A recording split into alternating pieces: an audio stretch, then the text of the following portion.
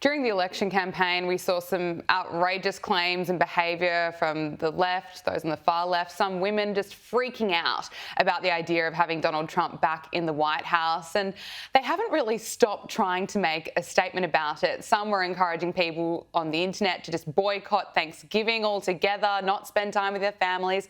And now some women are getting sterilised after Donald Trump's election victory. Just take a look at this.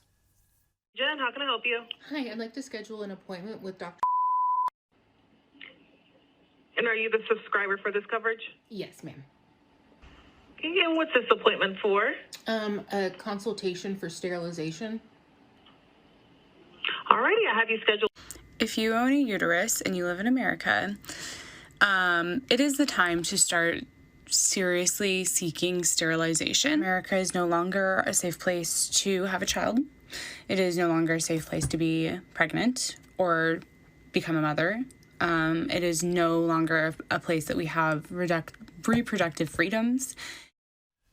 Newsweek spoke to a handful of women who have either undergone sterilisation procedures or they plan to now that Donald Trump has won the election. James, what is going on? Well, I shouldn't smile because, I mean, the fact that people are going through these kind of procedures does raise alarm bells, and it does enter into this kind of far left war on joy, which again is about Thanksgiving, as you mentioned, and against things like sex. And the truth is that I don't know how representative this is of all liberal women, but I think people that do actually go through this, maybe it's no bad thing that they don't reproduce. But the question you have to ask is, what kind of media diet are these people on that they are led to this decision to think it's a good one?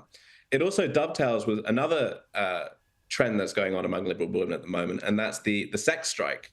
Women are now refusing to have sex, liberal women are now refusing to have sex because of what Trump is allegedly going to do to reproductive rights in America. But this has taken inspiration from South Korea's 4B movement, where there's sort of a no four behaviors, sex, dating, marriage, and children. And South Korea, hardly a shining example of democracy at the moment. So take what you will from that. But the overriding point here is that Trump is actually, by Republican standards, a moderate on this issue. He's not looking for a federal ban on abortions. He has made it explicitly clear that he wants to leave it to the states. And all this hand-wringing and pearl-clutching is quite worrying. I think everyone just needs to take a breather about this. I think they absolutely do. I just can't believe it every time I see videos like this pop up. I don't know why, but look, they've got their reasons, and apparently it's all Donald Trump's fault. Look, the official trailer of Disney's Snow White movie has been released, and it's being slammed as woke. Let's just take a look at the trailer. It's time to restore our kingdom. Waiting on a wish, holding out for someday. Find Snow White.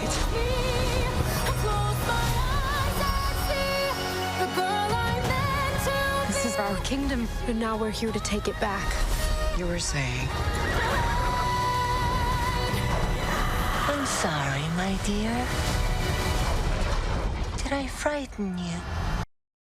And it comes after actress Rachel Zegler went on a rant against Donald Trump and basically anyone who voted for him, posting on her Instagram that there'll be another 4 years of hatred leaning us towards a world I don't want to live in, claiming that it's leaning us towards a world that will be hard to raise my daughter in. And she went even further, warning followers to avoid using Elon Musk's X platform because he supported Donald Trump. Look, she did later apologise for her comments, but it's certainly not the smartest marketing move ahead of this film. No, I mean, it's a great strategy putting out your leading actress to go ahead and piss off half of the American population and potentially causing a huge backlash from it. We've seen countless times that conservatives will vote with their wallet and won't engage with these kind of things. We saw it with the Bud Light commercial, and we could well see it with Disney, which, by the way, is not doing particularly well in its financials. And the thing to note about Disney is that it's a trite thing to say, but when you go woke, you do go broke. And if you look at the success of the Wolverine and Deadpool movie, that actually made fun of a lot of these kind of woke trends. It pulled in nearly $500 million worldwide in 3 days. So it just goes to show that what Zegler is doing is really going to just ultimately end her own career. And that's the facts that she's going to have to contend with in due course. Newsroom editor at Unheard, James Billow, thank you so much for making the time to join us on Power Hour. Great to speak with you. Thanks.